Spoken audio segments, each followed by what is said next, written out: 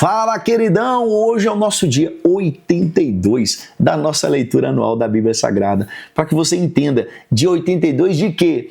Querido, no início do ano de 2025 nós fizemos um desafio de ler toda a Bíblia Sagrada nesse ano de 2025. E nós resolvemos fazer isso documentado.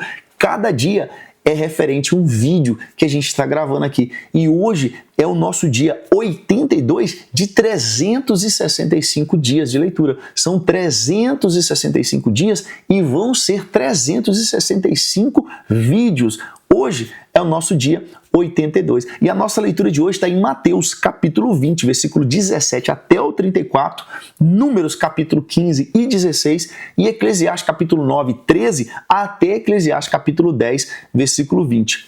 Essa tabela de leitura está aqui na descrição do vídeo. Se você quiser nos acompanhar a leitura, fazer esse desafio junto com a gente, aqui na descrição você vai encontrar o nosso link do nosso grupo do WhatsApp. Você pode mandar sua pergunta lá no grupo que a gente vai responder aqui no vídeo. E lá também tem você vai encontrar aí um link do Google Drive, onde vai ter o link. Se você clicar, você vai ser direcionado para a nossa tabela de leitura, para que todos nós vamos fazer a mesma leitura todos os dias. Entendendo o projeto? Vem comigo agora para Mateus capítulo 20. Aqui no capítulo 20 de Mateus, versículo 17 até o 19, Jesus ele vai falar da sua morte, né? Ele prediz a sua morte. Jesus ele subia a Jerusalém e ele avisou aos discípulos pela terceira vez que ele seria entregue, seria morto e seria ressuscitado. A curiosidade real aqui, querido, é que mesmo com os alertas de Jesus, os discípulos eles não compreendiam totalmente o que isso significava. Então, quando Jesus falava assim, eu vou ser entregue, eu vou ser morto, mas eu vou ressuscitar, os discípulos era meio que eles não entendiam o que Jesus estava falando. Aí nós vamos ver do versículo 20 até o 28 o pedido da mãe dos filhos de Zebedeu. Porque nós vamos ver que Tiago e João, por meio da mãe deles, eles pedem para se assentar ao lado de Jesus, no reino de Jesus.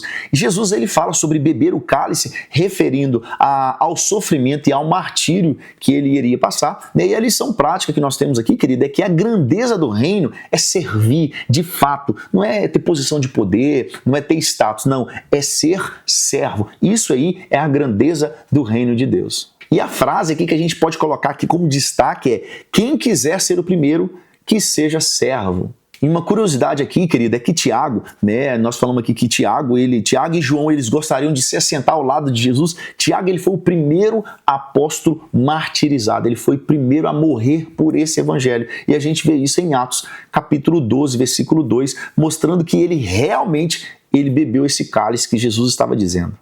Aí agora no versículo 29 até o 34, Jesus ele cura dois cegos, porque dois cegos eles clamam: Filho de Davi, tem misericórdia de nós, né? Então eles reconhecem Jesus como Messias, como filho de Davi. Jesus chama e cura esses cegos. Então a lição prática que nós temos aqui é que a fé persistente ela atrai a compaixão de Jesus. Aí agora nós entramos em Números capítulo 15 e capítulo 16. E no capítulo 15 vai falar das leis, das ofertas e o homem apedrejado, porque vai dizer das leis sobre a oferta e os pecados involuntários, né? Um homem, ele é apedrejado por recolher lenha no sábado. Aqui nós vemos o rigor da lei, né? Esse rigor da lei, ele apontava, ele mostrava a santidade da lei, mas apontava ao mesmo tempo para a graça futura através de Jesus. Ainda no capítulo 15, versículo 37 até o 41, vai falar das franjas, né? Vai falar que Deus manda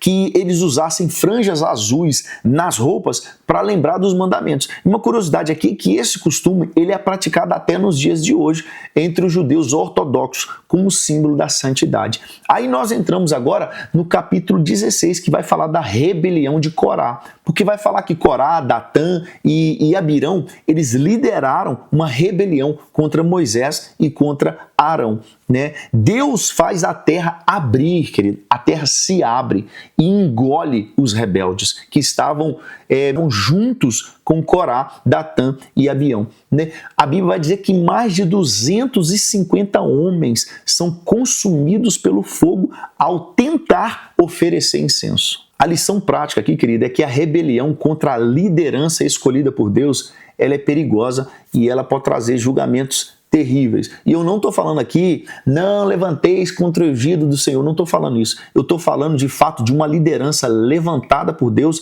e eu estou falando de uma rebeldia como rebelião. Tá? Eu não estou falando aqui de líderes narcisistas que colocam a igreja debaixo dos seus pés. Não estou falando isso. Eu estou falando de uma liderança sadia que foi de fato levantada por Deus. A rebelião contra essa liderança que é sadia, levantada por Deus, ela traz de fato julgamentos e ela é muito perigosa. Aí agora nós entramos em Eclesiastes capítulo 9, né, que vai até o capítulo 10, versículo 20. E no capítulo 9, versículo 13 até o 18, vai falar do valor da sabedoria. Vai dizer que um homem pobre e sábio, ele salva uma cidade, mas ninguém se lembra dele. A lição prática aqui, querida, é que a sabedoria ela é mais poderosa, inclusive, que armas de guerra, mas ela não é valorizada, porque está dizendo que um homem pobre e sábio, ele salva uma cidade, mas ele não é lembrado. Aí no capítulo 10 vai falar da insensatez, porque vai dizer que o tolo se revela na forma do seu falar e vai dizer que o governo insensato ele traz caos. E de fato, nós temos visto isso na prática, querido. O governo insensato ele traz caos para toda a população.